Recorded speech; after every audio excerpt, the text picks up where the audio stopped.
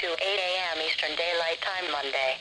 The National Weather Service in Burlington continues the high wind warning from 8 a.m. this morning to 8 a.m. Eastern Daylight Time Monday.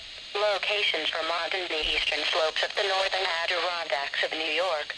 Hazards: strong and damaging winds.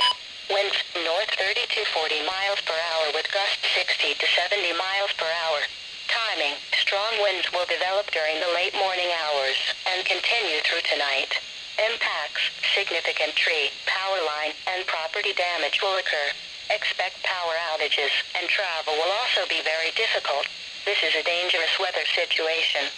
Strong winds will impact the area and cause damage and power outages. Prepare for adverse weather conditions and follow weather information from the National Weather Service in Burlington, Vermont.